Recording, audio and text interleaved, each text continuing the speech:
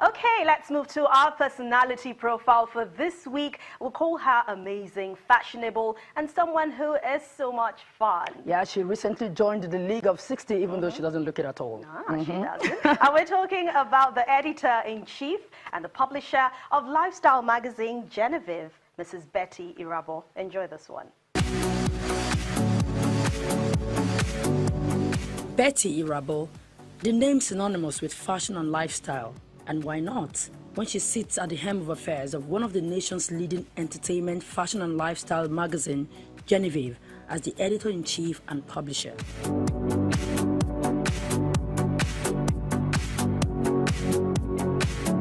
The wife of veteran broadcaster Mr. Sonny Irabor, Auntie Betty, as she's popularly called, has carved a niche for herself in the media industry as one of the top women holding it down and inspiring younger generations.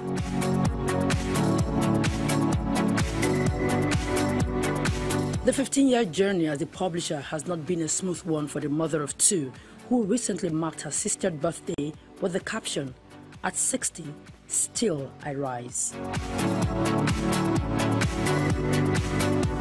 We got up close and personal with the ever-youthful Auntie Betty, who is no doubt still basking in the euphoria of her 60th birthday.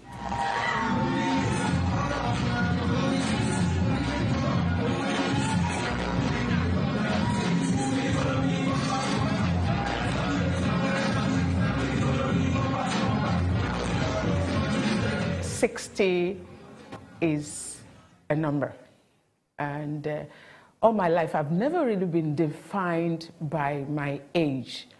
Never. I said once that, I don't know how to be 60, I don't know how to be 50, I only know how to be Betty.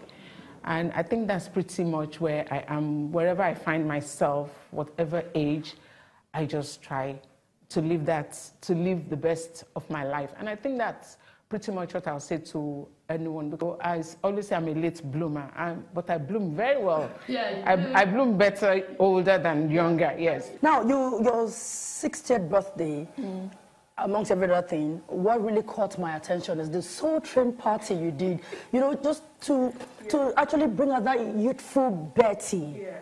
Why did you do that? I just wanted, because my husband and I, when we met and throughout our marriage, we find that we do very exciting things. We do crazy things. When my husband turned 40, I remember I got him a striptease, So I worked with Charlie Boy. I'm like, let's get him a striptease. So we kind of put the light low, and the striptease, the girl was sitting on his lap. And, my husband was like, is that Betty sitting on my lap? When we removed the blindfold, he kind of... So we've always done crazy things, fancy dress parties at Christmas. We're very, very not your regular couple. And we do these exciting things. So turning 60, I said, what really do I want? It's not about pleasing people. It's not about showing off. It's about, what do you really want? I wanted a Soul Train party, and that was what I had. I wanted people to dress up. Those are some of my most memorable years, the 70s, and that was what, and I was quite happy that people made an effort. Yes, I did dance. I think I was a bit, off my rockers. I danced. I saw that picture of me dancing to Oju Elegbao, and I'm like, "Hey, Betty, you actually..."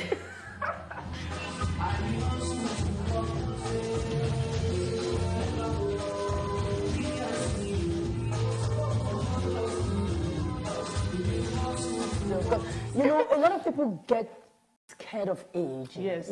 They feel like, I'm getting old, I'm going to have wrinkles. But when you see people like you, give them hope that you can actually be that age and still, rock it, and you really did well. The thing is, we are all going to show age at some time. But the thing is, you just know the basic things that you can do to look young, and let's not, in the process of wanting to hold on to the fountain of youth, become an agbaya. Do you understand? Let's not become an agbaya where people see and like, isn't she trying too hard? I mean, maybe my dress here, because I want to show that I'm still younger. The thing is, we're all going to age. The wrinkles will come eventually. But, you know, the thing is just age well. You know, there's so many things you can do to age well, but never go to the extreme. While she advises everyone to live a lifestyle that will make them age gracefully, she, however, shared a bit of her own beauty routine. Most of my routine actually started, I think, from my 50s when I turned to 53. Before then, I didn't have issues of staying slim, but now I have to make a little effort. I have to go to the gym. I don't eat beyond 7 p.m. I don't take carbohydrates beyond 7 p.m. I drink a lot of water, and I go to the spa a lot. I exfoliate a lot. I'm always looking for products that work for me, some anti-aging products that work for me. I've always battled sleep, you know, and if you don't sleep, you begin to show lines and all that. It was one of the things that accelerated the depression I went through, because I went through bad case of insomnia, acute insomnia, and of course, with every other thing that was happening in my life, I went through depression. There was a time in my depression that, you know, I couldn't look at the mirror because I didn't like who I saw. I was wrinkled, I was old, I was looking gray because of all the antidepressants that I was going through. At some point, I remember my mom, after I got out of depression, and she said, there was a day she came to the house and she had to go and cry in the bathroom because I looked older than her. But that part of me, people never saw because it was very bad. It was bad, but then I cut out socialization.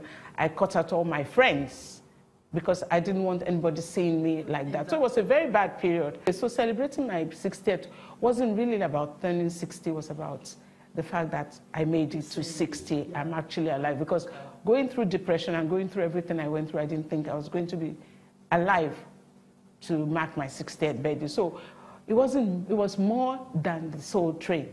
It was a celebration of a life I thought I would never have. Now, you know, thank God you brought it out. You know, when I read it, around your birthday, when you celebrated, I read some interviews, you know, you granted, and that was when you spoke about the depression. I for one thought that, wow, she's, you know, brave enough to talk about it, because a lot of people just see you and all they see is the glam, and they don't know that we all have our battles that we fight. So I want to ask that, is this thing what a lot of people, you think a lot of people go through on a daily basis, but they are too ashamed to speak about it? There's nothing to be ashamed of. Or they don't know what to do. A lot of people don't really know they're going through depression, because it took a while for my doctors to diagnose the fact that I was depressed. And I think at the end of the day, I was the one who actually discovered that I was going through depression, because I will wake up and for no reason, I'll just have tears streaming down my cheeks, and I really won't know why I'm crying. And there'll be days, I'm a workaholic on a regular basis, and I love to go to work. But I didn't want to go to work. I didn't want to get out of the duvet, under the duvet. I just wanted to stay in bed and wallow in it. I didn't know what was causing it. And those were the things that triggered depression that lasted over 6 years. But then one of the things, yes, 6 years. One of the things that got me out of depression was my family. I was going to ask that. My family, my husband, my children. They were with me. They went through depression with me in their own way. And one day, I looked at all of them and I said to myself, am I being fair to them? Why am I putting them through this? And I think that was when I started making an effort to get out of it. The Betty that you see now, there are a lot of behind the scenes coming into my own. The important thing is that I've accepted some of the things that happened to me in the past. I've accepted them as part of the journey into becoming. So I really don't dwell on the past, what could have been, what should have been. I'm just on this journey, and I'm having a good time. I think Genevieve magazine is one of her major projects, one she started at the age of 46 and has brought her more fame and recognition. She tells us how it all started. I remember when the first edition of Genevieve came out, I was hiding it. I didn't want to show people. It was it was a poor edition. the cover looked burnt, the photography, the layout. We had like 20 fonts on the cover.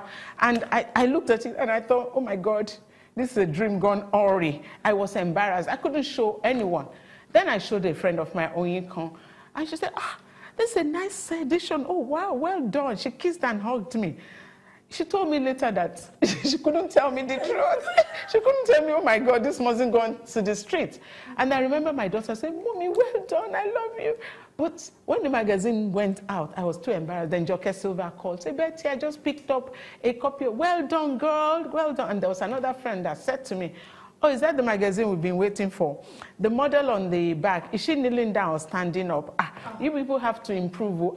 This magazine, is that what we've been waiting for? And I remember thinking, oh my God, there will be no second edition. I'm not doing it again. But my children, my husband, and the Genevieve team.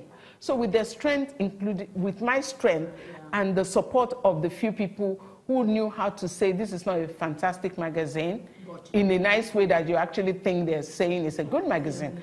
Not the one that says, is that the magazine we'll be waiting for? Yeah. So doing that was something, initially I thought, sweetheart, whatever vision you had is not the right vision. But I just decided I was going to continue. And we got better. We got better. That's the thing about life. Just get better. Don't take your starting point. I mean, even if it's shaky, if you start on a shaky note, inhale, exhale, you get better with practice. Betty Irabor's years of hard work and dedication has not gone unnoticed. She has earned loads of awards and recognition to show for it.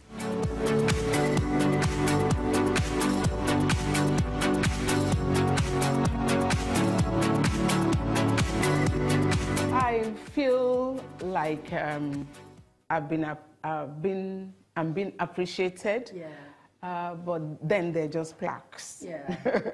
They're just someone, an organization saying we appreciate you. Yeah. I love that. Yeah. Most of them have stories for me. You can see even my dear Auntie Betty thank you cards. Okay. I keep all of them. I have so many more in the drawer and all that. But I think my most cherished gift of this and the other ones is this one. Wow. Why? Okay, I see that. Best mom from your children. From my children. This really is, I appreciate it. Yeah. It says Hollywood, well, I'll get there. Maybe I'll be acting, who knows? Who knows? But I appreciate every plaque here because it's something I've got over the years,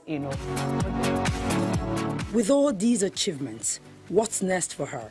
First, she makes her daughter, Sonia, the editor of the Lifestyle magazine. But with Sonia on board now with younger team, the content is more youthful, which a lot of people want. And also, the thing about is that you move with the times. Don't be static in your thoughts.